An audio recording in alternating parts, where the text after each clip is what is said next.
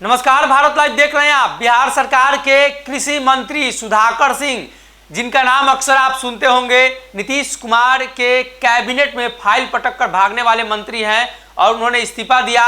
बिहार का माहौल गर्म हुआ, सरकारें गिरते गिरते बची, जगदानंद सिंह राजद छोड़कर चले गए। ये सारी कुछ हुई जो कि दूसरी तरफ बिहार में चुनाव हो रहे हैं। उधर सुधाकर सिंह ने प्रेस कॉन्फ्रेंस करके सरकार के पोल खोल कर दिया है। दरअसल सुधाकर सिंह ने खाद्य सामग्रियों को लेकर और खास तौर पे कृषि रोड मैप को लेकर पहले भी सवाल खड़ा किया है और अब वो प्रेस कॉन्फ्रेंस करते हुए नजर आ रहे हैं। क्या कुछ कह रहे हैं पूर्व कृषि मंत्री सुधाकर सिंह, उनके बयानों को सुनवाते हैं। बीज कंपनियों का जो बहुराष्ट्रीय जो कंपनियां हैं उनके दबदबा बनाने के लिए कई निरर्थक प्रयास उन्होंने किया। मैं कह सकता हूं कि भारत के किसान, सामाजिक कार्यकर्ता, सभी लोगों के सामूहिक प्रयासों से जिस बहुराष्ट्रीय कंपनी जैसे बायर और म्यूनिसिपल कंपनियों के एकाधिकार को हम लोगों ने रोका था, वह नए तरीके से भारत में आज वो प्रवेश करने के लिए एक तरह से वो आ चुके हैं। जबकि इसमें स्पष्ट रूप से सुप्रीम कोर्ट 2012 में याचिकाकर्ताओं के द्वारा इस विषय को जो बुलाया गया, तो सुप्रीम कोर्ट ने एक टेक्निकल एक्सपर्ट कमेटी की भी निर्माण किया था और उस कमेटी ने साफ शब्दों में कहा था, 6 सदस्यीय कमेटी था, 5-1 के बहुमत से यह निर्णय था कि भारत के भीतर जीएम सीड खेती के रूप में उपयोग नहीं होगा। आप 2012 की पार्लियामेंट की स्टैंडिंग कमेटी वासुदेव आचार्य वाली ने भी कहा था कि भारत के भीतर खाद्य के क्षेत्र में कोई भी जीएमसी का उपयोग नहीं होना चाहिए। पुनः 2017 में भी पार्लियामेंट की स्टैंडिंग कमेटी रेणुका चौधरी के नेतृत्व में भी इस रिपोर्ट को बड़ा मजबूती से रखा और कहा कि भारत में जीएमसीओ का प्रवेश वर्जित किया जाए। दुर्भाग्य से हम देश के आम नागरिक आजादी के 75वें अमृत महोत्सव मनाने के संकल्प के साथ जिस आजादी की लड़ाई के महानायक महात्मा गांधी जी के नेतृत्व में बिहार के चंपारण में नील की खेती के विरुद्ध ब्रिटिश हुकूमत की औपनिवेशिक विस्तार के तहत वहां जो नील की खेती हो रही थी, उसके खिलाफ देश की आजादी की लड़ाई थी। आप ठीक से ध्यान दें कि भारत की आजादी, किसानों की आजादी की लड़ाई थी, जो चंपारण से शुरू होकर जो महात्मा गांधी की कर्मभूमि से मैं आता हूँ। और आज जब हम 75 साल, जब हम जिस नारे के साथ देश को आगे आत्मनिर्भर भारत, स्वावलंबी भारत, मेक इन इंडिया जैसे हम नारों के साथ देश को आगे बढ़ाने की बात कर रहे हैं, वहाँ एक बहुराष्ट्रीय कंपनी भारत में खेती के तरीके, खेती के व्यापार और सीप के व्यापार को बदलने का जो प्रयास कर रहा है, हम लोग भारत सरकार से मांग करते हैं कि इस आदेश को वापस लेने का काम करेंगे।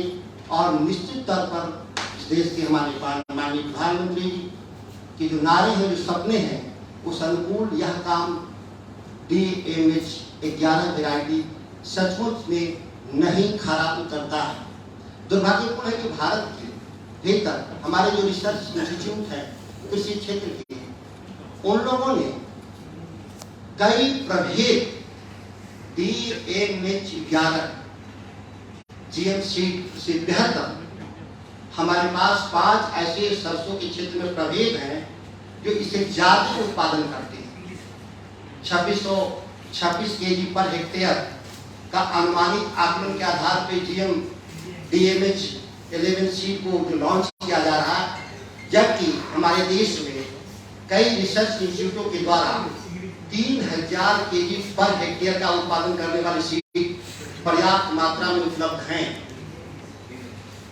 कई जो तर्क आएंगे जो दिए जा रहे हैं आश्चर्यजनक रूप से GM सीड के समर्थन में, वो महत्वपूर्ण है। एक उत्पादन की मात्रा को लेकर जो वैज्ञानिक तरीके से साबित नहीं होने के बावजूद भी अगर हम उसको स्वीकार कर लें, तो निश्चित तौर पर देखेंगे कि उससे अच्छा प्रभेद देसी बीज का हमारे पास उपलब्ध है।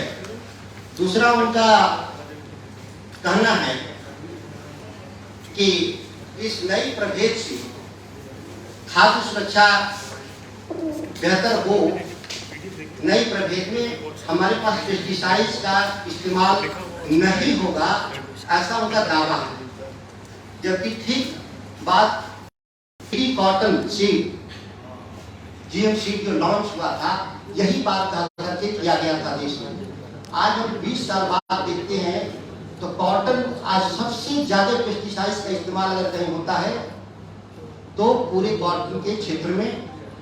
और जो विदेशी नस्ल था जिसको हम खेती करते थे 2002 से पहले, उससे 37% ज्यादा हम पेस्टिसाइड यूज कर रहे हैं।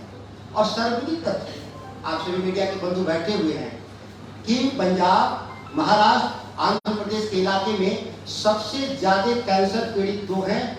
बाकायदा भारत सरकार के लिए कैंसर एक्सप्रेस तक चलाती है।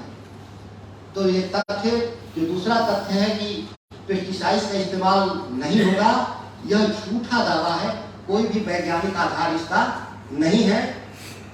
बीटी कॉटन के उदाहरण हमारे सामने पड़े हुए हैं। तीसरा जो बीटी कॉटन जीएम सीड के समर्थकों के द्वारा बताया जा रहा है कि इससे किसानों की आमदनी बढ़ेगी, 2 गुना का दावा तो उन लोगों ने नहीं किया है। लेकिन मैं एक बात बता दूं, यही बात बीटी कॉटन के देश में इस्तेमाल करने के समय खेती में कहा गया था, किसानों की आमदनी बढ़ेगी। आश्चर्यजनक तथ्य है, इस देश के भीतर सबसे ज्यादा आत्महत्या किसान किस इलाके का करता है? वो है कॉटन उत्पादन करने वाले क्षेत्र से। पंजाब, महाराष्ट्र, आंध्र प्रदेश, जिसमें कॉटन के उत्पादन होते हैं, अगर सच में जीएम सीड बीटी कॉटन के खेती से लोगों की आमदनी बढ़ती तो फिर उस इलाके के किसान आत्महत्या कैसे कर रहे हैं? यह भी तथ्य बिना रिसर्च के, बिना आंकड़ों के आधार पर उनके द्वारा कहे जा रहे हैं। और चौथा जो उनका कहना है, अगर ये वीडियो पसंद आई और वह बिहार के राजनीति और बिहारियत से सरोकार रखेनी तो सब्सक्राइब बटन दबा के चैनल के सब्सक्राइब कर ली। ओजे एगो घंटी बा, ओकरा बटन दबा देला से कुल सटीक और मारक खबर रुआ मुफ्त में मिल जाई। अगर रुआ पत्रकारिता के हमनी के नया प्रयोग में सहयोग कर चाहतानी तो ज्वाइन बटन दबा दी।